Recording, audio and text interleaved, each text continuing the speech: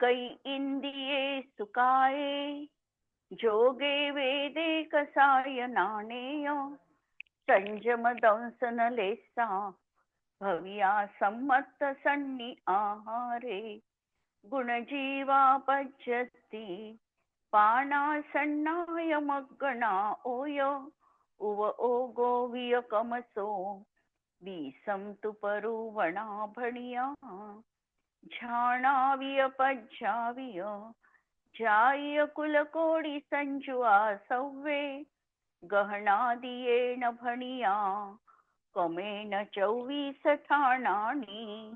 अंतिम शासन नायक 1008 भगवान महावीर स्वामी की जय. द्वादशांगो श्रुत देवी की जय.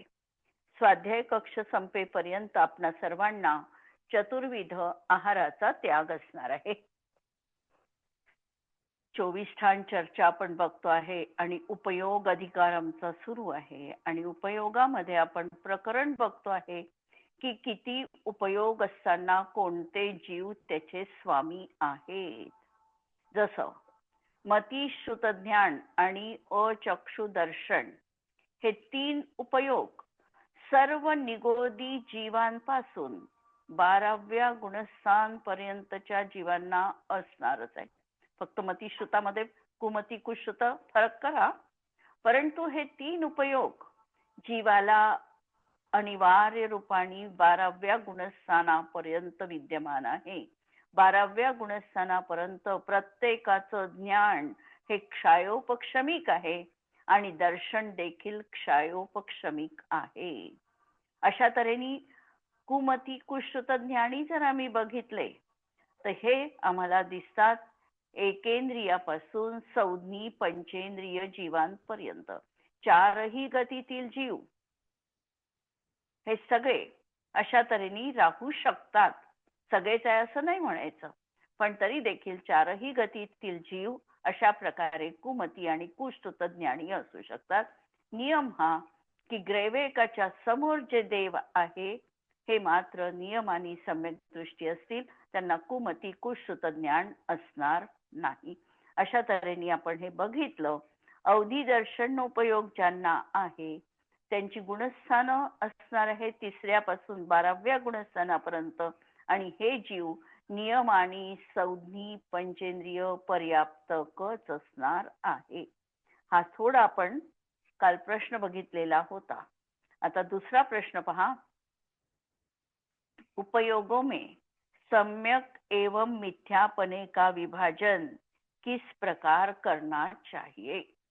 उपयोगाला ज्ञानोपयोग मिथ्या आहे किंवा हा सम्यक आहे अशा प्रकारचं विभाजन आम्ही कोणत्या पद्धतीवर करू शकू, काय बेस आम्ही घेऊ की त्याच्या आधारावर हे सम्यक आणि मिथ्यापणा त्या ठिकाणी सांगता येईल.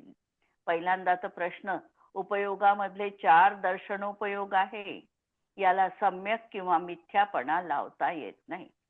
तो जो दर्शनोपयोग आहे तो सामान्य अवलोकन आहे, त्यामध्ये निर्णयच नाही आहे. सत्तारूप अशा प्रकारचा त्याचा अवलोकनात्मक किंवा सामान्य प्रतिभास आहे, निर्विकल्प प्रतिभास आहे आणि त्या निर्विकल्प प्रतिभासामध्ये मिथ्या किंवा सम्यक हा उपचार करता येत नाही, कारण निर्णयच काही झाला नाही. ज्ञानामध्ये निर्णय आहे आणि म्हणून ज्ञानाला सम्यक किंवा मिथ्यापणा लावता येऊ शकतो. परंतु हा सम्यकपणा आणि मिथ्यापणा जैन शास्त्रानुसार ज्या ठिकाणी श्रद्धा समीचीन आहे त्याच ठिकाणी असणारा ज्ञानोपयोग देखील समीचीन म्हटल्या जातो. जिथे श्रद्धाच मुळात विपरीत आहे तिथे असलेला ज्ञानोपयोग व्यवहारात जरी कसा म्हटल्या जाईल, खरा म्हटल्या जाईल, तो आहे तसं सांगेल आणि तरी देखील त्या ज्ञानोपयोगाला मिथ्या ज्ञानोपयोग म्हटल्या जातं. म्हणजे जसं यदृच्छेने एखाद्या व्यक्तीने योगायोगाने एखाद्या व्यक्तीला जसं आहे तसं कथन केलं, परंतु त्याचं ते कथन निर्णयपूर्वक नाही आहे. त्यांनी कदाचित त्या वस्तूला त्यावेळेला तसं म्हटलं, कदाचित दुसऱ्या वेळी दुसरंही तो म्हणू शकतो आणि म्हणून त्याची श्रद्धा त्या ठिकाणी तशा प्रकारची नसल्यामुळे त्याचा तो ज्ञानोपयोग हा मिथ्या म्हटल्या जातो. उलट ज्यांनी यथार्थ वस्तू तत्वाचा निर्णय केलेला आहे त्याचा जो ज्ञानोपयोग आहे तो कदाचित एखाद्या वेळेला समोरच्या वस्तूला चुकीचंही सांगेल तरी देखील त्याचा तो उपयोग हा सम्यक म्हटल्या जातो. अशा प्रकारचं सम्यकपणा आणि मिथ्यापणा ज्ञानाचा हा सम्यक दर्शनावर अवलंबून आहे. श्रद्धा समीचीन असेल तर ज्ञानोपयोग समीचीन आहे, श्रद्धा मिथ्या असेल तर ज्ञानोपयोग देखील मिथ्या म्हटल्या जातो.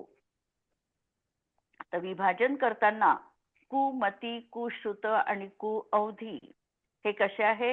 हे तीनही मिथ्याच आहे. कारण कुल काही प्रश्न? मिथ्याच असेल. मिथ्याच आहे. हे तीन मिथ्याच आहे. कारण या ठिकाणी मिथ्यात्व सहित आहे.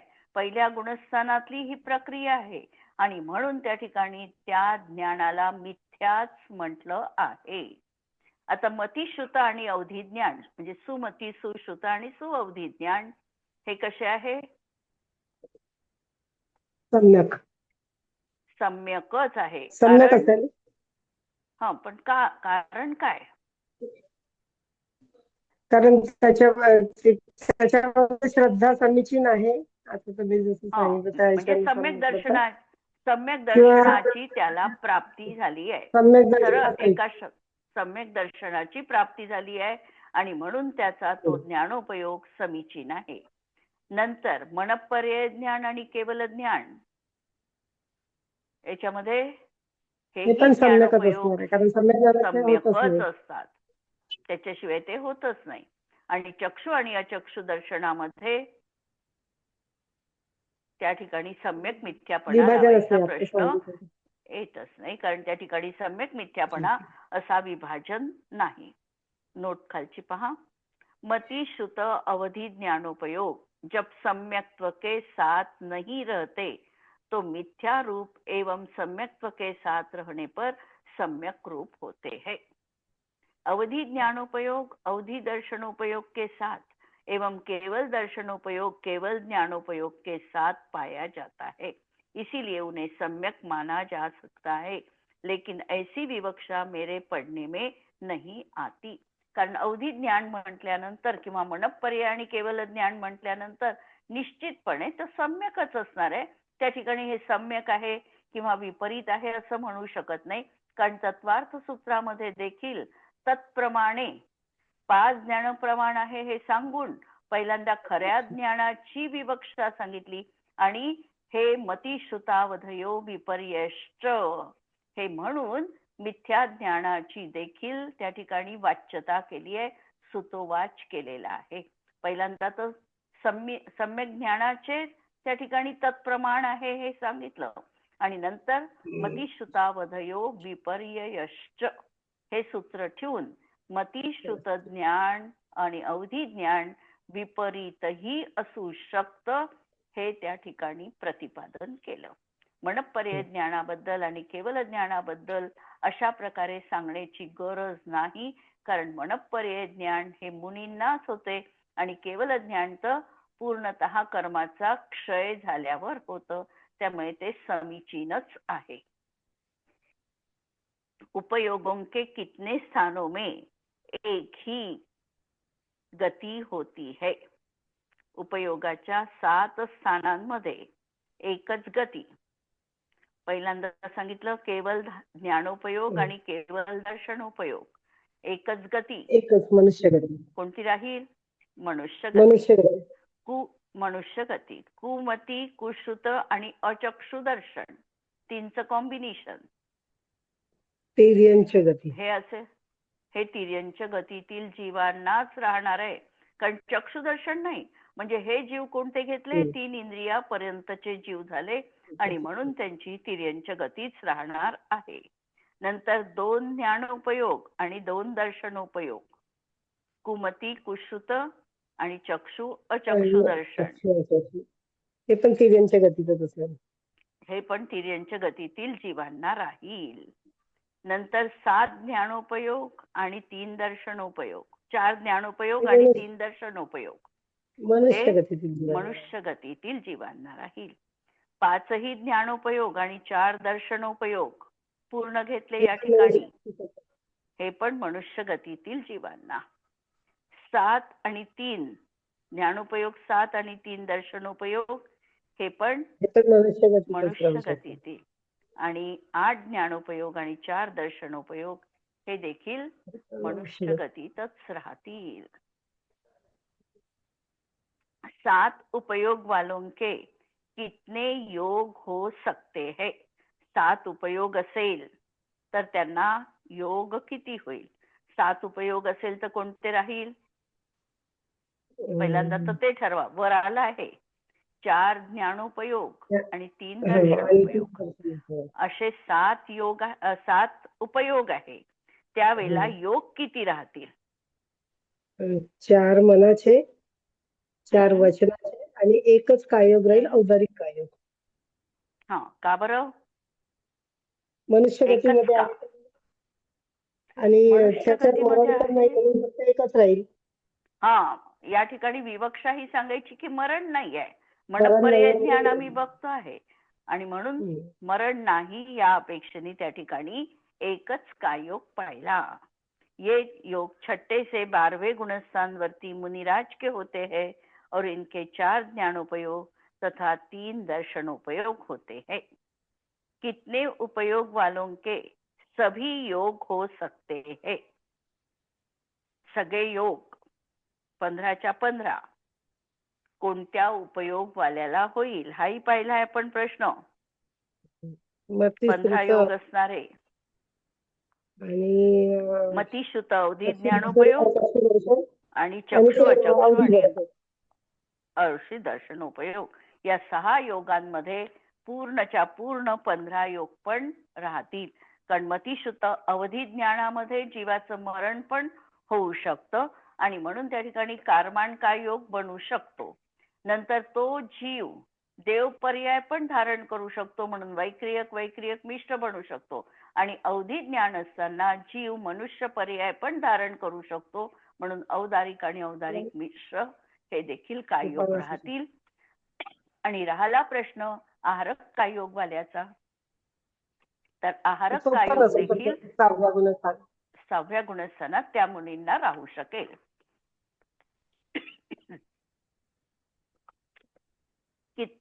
जिनके 4 उपयोग होते हैं उनके सम्यक्त्व मार्गणा में से कितने सम्यक्त्व हो सकते हैं.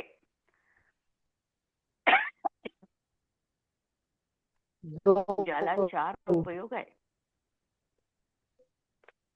4 उपयोग म्हणजे चक्षु, अचक्षु आणि चक्षु, अचक्षु आणि कुश्रुत आणि कुमती, कुश्रुत. त्याच्यामध्ये किती राहतील मिथ्यात्व आणि साधन, पहिलं आणि दुसरं. पहिलं आणि दुसरं मिथ्यात्व आणि उपयोग दुसऱ्या जीवांना. परत 4 उपयोग चतुरेंद्रिय आणि असंज्ञ पंचेंद्रियांना पण.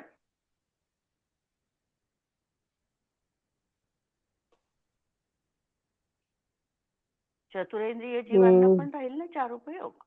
आणि म्हणून हेच फक्त मिथ्यात्व आणि सासादन. विभंग अवधि ज्ञान उपयोग में वह नहीं हो सकता. जिनके अवधि ज्ञान नहीं होता उनके भी मति श्रुत ज्ञानोपयोग तथा चक्षु अचक्षु दर्शन रूप 4 ही उपयोग हो सकते हैं. उनके सम्यक्त्व मार्गणा के 3 भेद हो सकते हैं. कुणाचे अवधि ज्ञान जर लावले तर. जिनके अवधि ज्ञान नहीं होता उनके मति श्रुत ज्ञानोपयोग और उनके सम्यक्त्व मार्गणा के 3 भेद हो सकते हैं.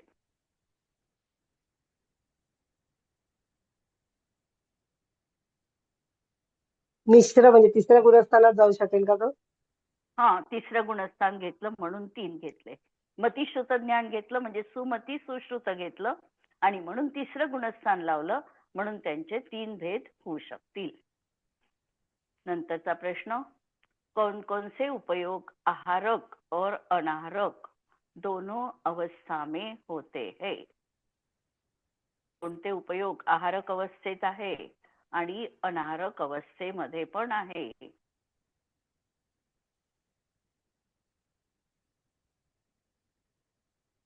कुमती, कुश्रुत, मती श्रुत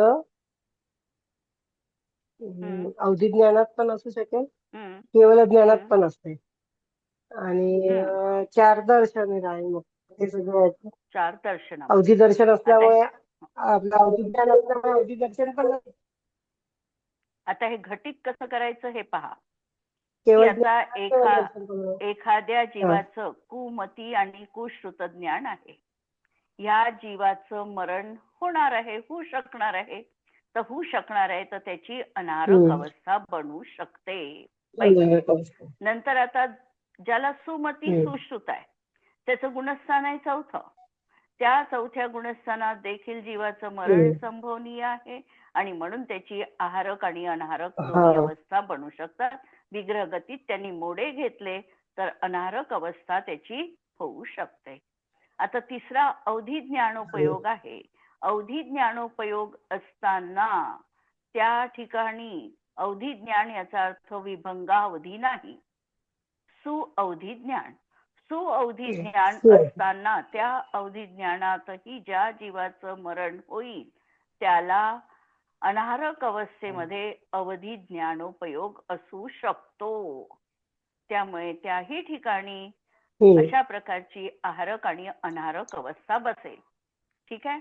जर विभंग अवधीमध्ये बसणार नाही, कारण विभंग अवधीमध्ये पर्याप्त झाल्यावरच त्याला अवधी अपर्याप्त अवस्थेत ज्ञानाची नसतं. प्राप्ती होते, अपर्याप्त अवस्थेत होत नाही.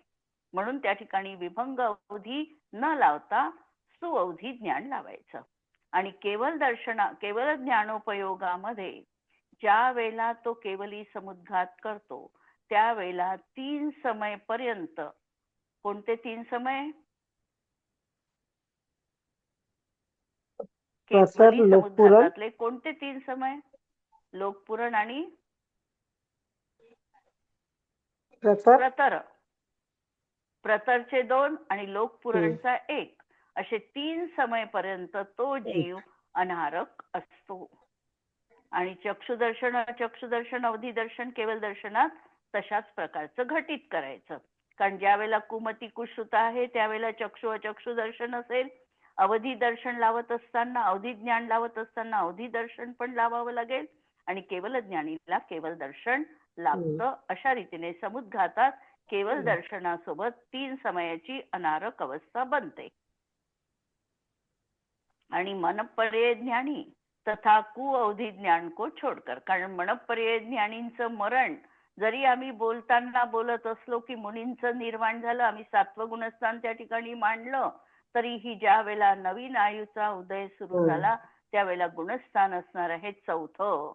त्यामुळे 7व्यात मरण नाही.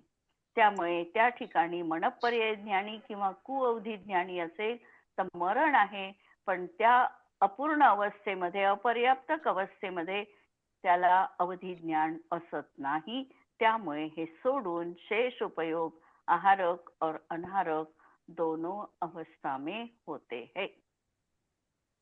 जिनके 2 उपयोग होते हैं उनके प्राणों के कितने स्थान होते हैं. ज्यांना 2च उपयोग आहे, 2च उपयोग आहे म्हणजे कोणते राहतील? एक केवल ज्ञानोपयोग आणि केवल दर्शनोपयोग. तिसरा पर्याय संभवत नाही. 2 उपयोगाचा तिसरा पर्याय संभवत नाही. संभवेल का? नाही. नाही, कारण 3 पर्याय, 3 आहेच बहुतेक उपयोग सगळ्या जीवांना. कुमती कुश्रुत आणि अचक्षु दर्शन असं कॉम्बिनेशन तर आहेच आहे. म्हणून उपयोग संसारी अवस्थेत 3 आणि समजा केवल ज्ञान झाल्यानंतर कमीत कमी उपयोग 2. म्हणून 2 उपयोग वाले हे फक्त काय राहतील त्या ठिकाणी? केवली भगवान राहतील आणि त्यांना प्राण किती त्यांची राहील, त्यांची अवस्था कशी राहील?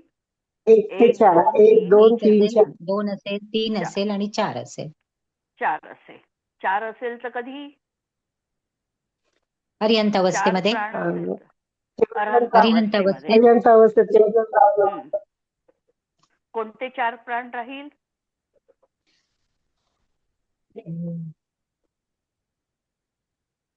आयु प्राण, 4 आयु, हं श्वासोच्छवास हं आणि बल, काय बल आणि श्वासोच्छवास, वचन बल. काय बल, काय आयु बल, बल, वचन काय बल. बल आणि वचन बल. आयु आणि श्वासोश्वास हे 4 प्राण राहतील. नंतर 3 राहिले तर पहिल्यांदा कोणता कमी होईल? 3 श्वासोच्छ्वास. प्राणांमध्ये वचन बल, नाही, वचन बल कमी करायचं पहिले. श्वासोश्वास कमी होईल. हो. नाही, वचन पहिले बलच होईल वचन ना? बल कमी करायचं. म्हणून श्वासोश्वास, काय बल मग आणि आयु हे 3. नंतर 2 मध्ये शेवटी आयु बल. तिथे काय बल कमी आयु करायचं आणि काय, आणि आयु आणि श्वासोश्वास, आणि शेवटी श्वासोश्वासही कमी करायचा आणि आयु प्राण. या पद्धतीने असे प्राण लावायचे.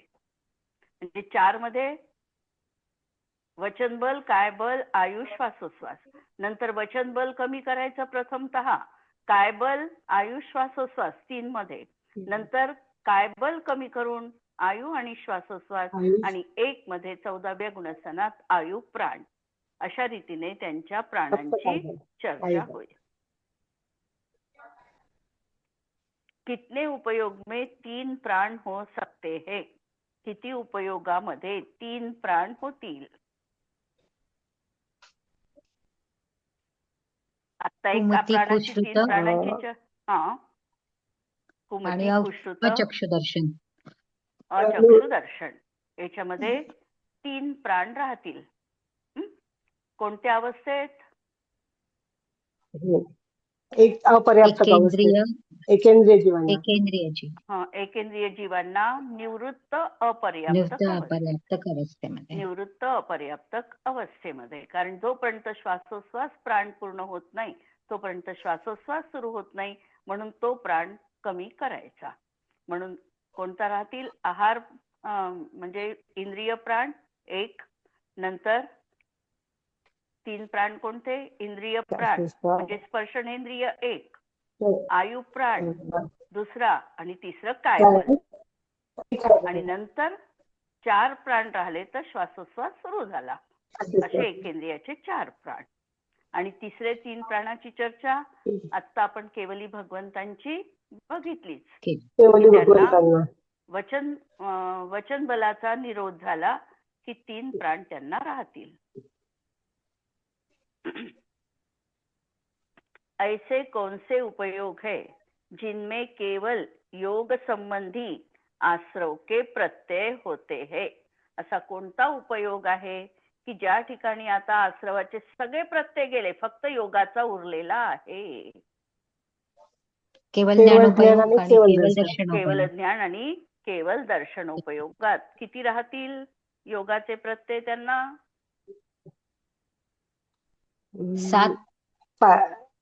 7 प्रत्यय. म्हणजे 2, 3 याच्या अपेक्षेने आणि 4 हे 4 आणि 3 7. 10 उपयोग के स्थान में कौन से 10 उपयोग ग्रहण करना चाहिए? 10 उपयोगाचं स्थान जर पाहायचं असेल तर कोणतं पाहू?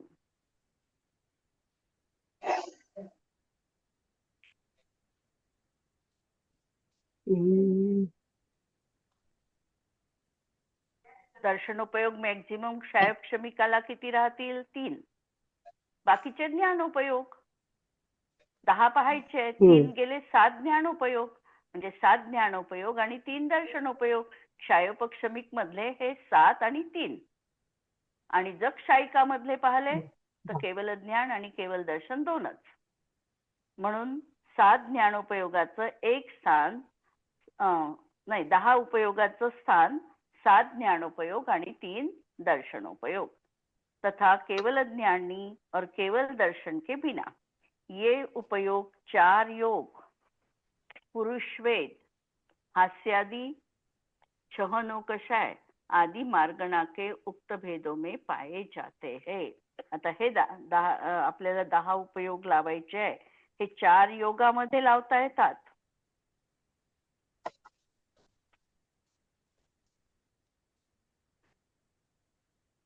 4 योगामध्ये म्हणजे कोणत्या?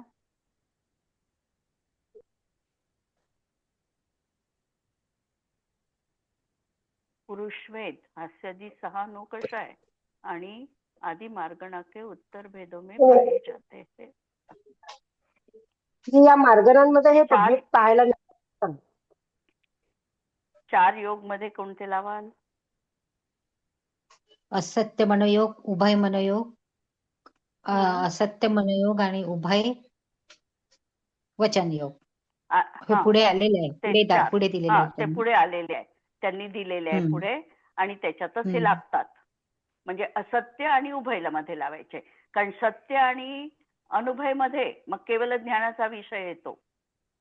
त्यामुळे हे चार योग लावायचे असेल तर आपल्याला असत्य आणि उभय मनोयोग आणि असत्य आणि उभय वचन योग अशा चार योगामध्ये, पुरुष वेदामध्ये आणि 4-6 नोकशायांमध्ये आणि याच्यामध्ये आपल्याला परत हे भेद 10 पाहायला मिळतील.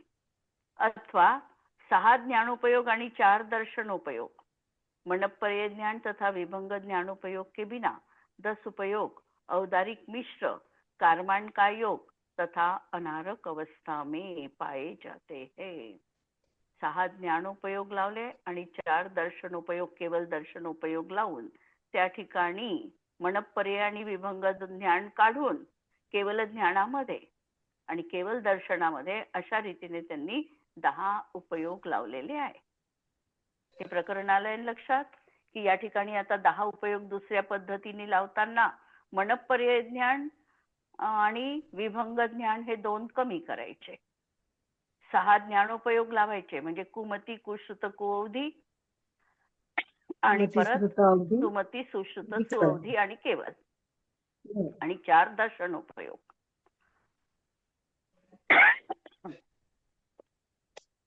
उपर्युक्त 10 उपयोगे में कितने योग होते हैं?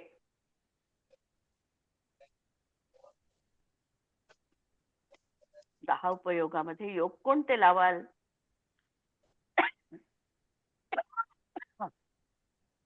आत्ता जे लावले तेच. असत्य मनोयोग, उभय मनोयोग, असत्य वचन योग आणि उभय वचन योग. उभय वचन योग. नंतर 6 मध्ये आणि 4 दर्शनोपयोगामध्ये 6 ज्ञानोपयोग आणि 4 दर्शनोपयोग. वरचे काढायचे ना, मनपर्य आणि विभंगवधी 2 ज्ञानोपयोग कमी करायचे आणि दर्शनोपयोगात 4ही लावायचे. अशा प्रकारे हे 7 स्थान त्या ठिकाणी योगाचे होतील. कितने उपयोगों में सभी दो योग होते घेतली त्यांनी. 6 ज्ञानोपयोग आणि 4 दर्शनोपयोग रूप 10 उपयोगे में 2 योग होते हैं.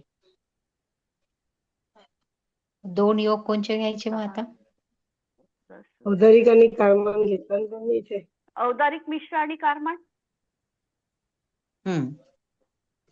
हे खालचे 2. हो, औदारिक मिश्र आणि कारमान काय योग. मिश्र आणि कारमान काय योग. कितने उपयोगों में सभी कुल एवं सभी आता औदारिक होती मिश्र है. आणि कारमान काय योग असेल तर तो तर केवळ ज्ञानी आणि केवळ दर्शन उपयोगी पाहायचा तो. तिथे 6 ज्ञानोपयोग कसे काय घ्यायचे? समुद्घाताच्या अपेक्षेने मग केवळ ज्ञानामध्ये लागतात ना ते भेद. नाही, हे तर लागेल औदारिक मिश्र आणि कारमान काय योग, पण 6 ज्ञानोपयोग आणि 4 दर्शनोपयोग तर हे कसे लावायचे ना? तिथे एकच ज्ञानोपयोग आणि एकच दर्शनोपयोग नाही. नाही, हे सगळ्या सामान्य जीवांच्या अपेक्षेने काही लावलं. नाही, पण ही अपेक्षा अशी नाही दिली आहे.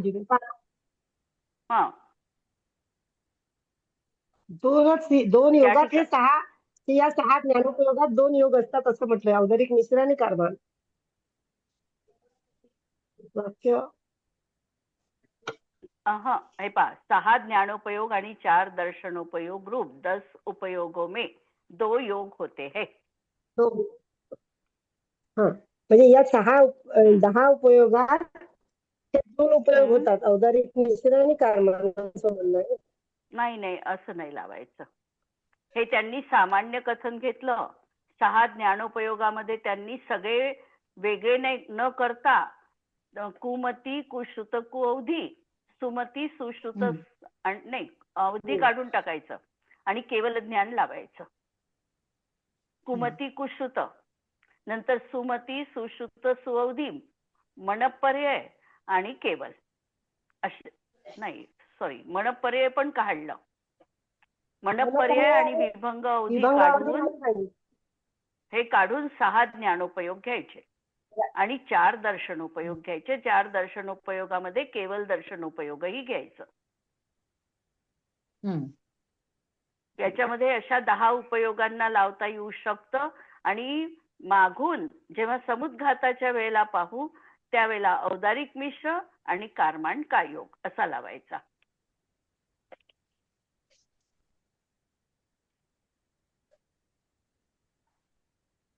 त्याच्याशिवाय ते लागत पण ते नाही. बरोबरच नाही वाटत, कारण 6 ज्ञानोपयोग आणि 4 दर्शनोपयोग रूप 10 उपयोगों में 2 योग होते हैं. मग हे या 10 उपयोगांमध्ये